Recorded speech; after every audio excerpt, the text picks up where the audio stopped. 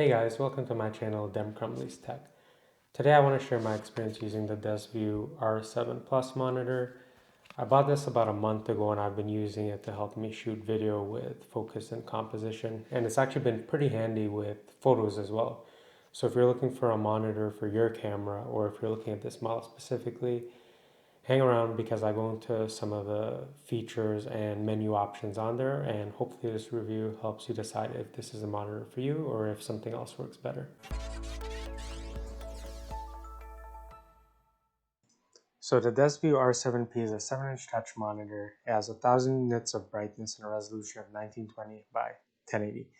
I've been using this for about a month now, and I want to get into what it comes with and also the menu settings so you can see if this is the right monitor for you. So let's get started with the unboxing first.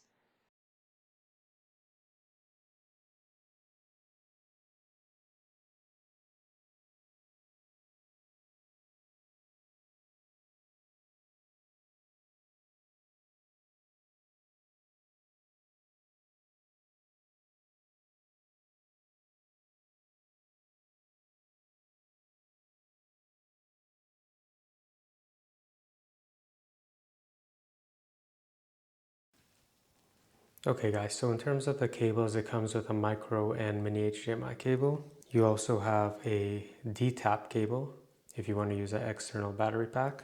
You also have a USB drive loaded with LUTs, and you can also add your own LUTs and upload it to the monitor. It also comes with this mount, which is pretty good because you could actually swivel it right and left, and then you can tilt it forwards and backwards. And you attach it right here. Now I have it set pretty stiff so that when I use a big or heavy battery pack, it doesn't lean backwards or forwards. And you have an Allen key so that you can adjust the tension you want in there. Now the monitor also comes with a rubber protector, so I'll just apply that right now.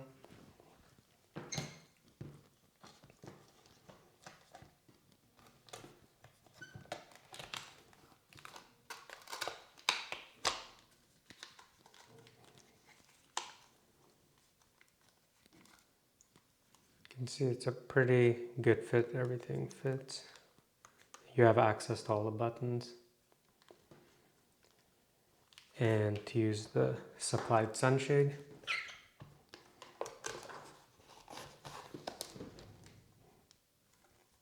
There you go. Okay guys, so let's take a look at the actual monitor itself. So here you have the power button. You also have the F1, F2 and exit keys, and you also have a multi-selector key. And these can all be programmed for shortcuts on the monitor. On this side you have a mount, and at the bottom you have another mount. You also have a headphone adapter if you want to monitor audio, and you have a USB drive here to load custom LUTs. You also have a HDMI in, out, and a port for a power adapter, power brick if you don't want to use a battery. At the back, you have a slot here. You can use either these big Sony style batteries or the flatter profile. And all you do is you just pop it in there very easily, and then you can just press that and then pop it out. Now this only lets you hold one battery, so if you're planning on running on batteries, maybe get the bigger battery if you're not gonna be plugging it in there. Okay guys, so let's go into the actual menu settings on the monitor. Now I only have one camera that can shoot video, so unfortunately I can't hook the monitor up to the camera to give you a live view display of what the monitor is showing from the camera.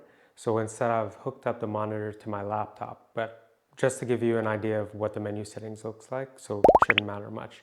Now, one of the main reasons why I bought this monitor was the ability to pinch to zoom and to check focus. So you can see here, if I just pinch out, I can go to a 4x, and then if I go in again, I can go to a 2x. And once here, I can actually drag the focus point around to check focus. And to cancel out of here, you just pinch out and you're done. So that's a main reason why I bought this, just really to check focus and things like that. Now, to access the actual menu settings, you're gonna double click and you can see it brings up the menu, and it's broken down into these sections here. So exposure assist, focus and composition, the LUT section, display, and just a general system configuration. So let's go into each setting one by one just to give you a quick overview. I don't use a lot of these, but if you do, hopefully you find this helpful. I'm just going to get in a bit tight so you can see the menu a bit better. So for the first tab, we have false color, so you can turn that on or off. You also have zebras, so you can change the strength of that just to show you what's overexposed. You also have a histogram, and once you turn the histogram on, there we go, RGB, you can change the position of the histogram. You can also change the transparency so that it's not taking up too much space or it's not too distracting. Just keep in mind, I'm not really playing with the monitor in an ideal position, so it's going to take me a couple times to tap it, but it is pretty responsive. Next, we'll go to waveform, and same thing, once you turn it on, you can play around with the position and transparency. You also have the same for vector scopes. First, you open it up, change the position. Now, if you want everything on, you can see it'll minimize the display and it shows you everything at once. So let's get out of that. I'm going to close that. Close the vector scope. And HDR, I shoot in HLG too, so that's on by default, but you can turn it off if you want. Now, when we go into focus and composition, you can change the colors, so you have single color. You can also set peaking, so you can set the peaking color, and you can change the strength of the peaking, as you can see here. Just going to turn it off. You also have center mark. You just turn it on, and then you can see, you can change the color there. I'm going to turn that off. You have safe areas, so you can set that whatever percentage you need. There's also the ratio, so 16:9, 10. I'm going to turn that off. You can also have the grid lines, you know, a 3x3, 8x8, whatever you need, and you can change the color of the grid lines. I'm going to turn this off. You have the built-in audio meter. I have it on the corner there. You also have your LUT section. So this is where you can load custom LUTs for grading. So you can see I have mine set right now. And you just plug in the USB drive at the bottom and you can load it there. Now for display settings, you can set the aspect ratio to, you know, a 4x3, 16:9, 16:10. You also have display flip, so you can flip it horizontally or vertically. I have the F1 and F2 buttons mapped to the top, so if I click it, you can see it flips right away. So it's just easier to set it that way instead of going in here. You can also zoom in, similar to what I showed you with the pinch. You could zoom in however you like, but it's just better to use the touch, I find. Let's go back into zoom. You also have pixel to pixel. HV delay, to be honest, I'm not sure what that does, so I don't use that. You also have the option to freeze the frame, so while you're reviewing video, you could freeze the frame, you know, zoom in, check focus, composition, things like that, and then unfreeze it. You also have a battery notification if you're using a battery pack. I'm not using one right now, so it's not showing anything. And you can also set the anamorphic right there. And then in terms of the menu or the system configuration, you can set whatever language you want. These are the languages available now. You can also set the color, so the brightness, sharpness, contrast, and saturation to match the display finder on your camera.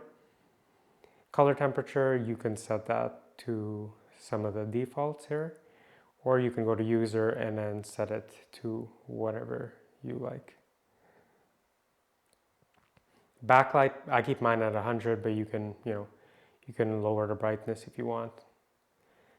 Sound, I have mine on mute. And this is where you change the hotkeys. It's pretty easy. You can see F1 is yellow, so if I click the F1, I can now pick a new setting for the F1. And then you just do the same for the exit and the F2 button. You can also reset all of the settings. You can update the monitor, and you can also check what your current settings are. So these are my current settings. It only supports 60 hertz, I believe. Even though it is advertised as a 4K monitor, the actual resolution that it shows is 1080p. But I believe if you do HDMI out, you can HDMI out to another 4K screen if you have one. And that's pretty much it. So you can see the menu's pretty full featured. There's a lot of stuff on there, but I mainly use it for focus composition, sometimes the occasional peaking and zebras. Hope that helps, but if anything was unclear or if you have any questions about the menu, just pop a question in a comment below. Thanks. I can highly recommend this monitor after using it for a while. The touchscreen works great and the swivel head design is really neat. It allows you to just twist the monitor front and back without having to fiddle with any type of adjustment arms. I also haven't noticed any issues with the monitor shutting off due to overheating, although it does run a little bit hot. I also haven't had any issues with the monitor ports becoming loose with constant plugging and unplugging, unlike some other type of monitors. If you're interested in checking out this monitor for yourself, check my description for an Amazon link below. Alright guys, so I hope that video was helpful. If it was, please consider liking and subscribing, and if you have any questions about the monitor that I didn't cover, please leave them in the comments below. I'd love to help you guys out, and I'll see you in the next video.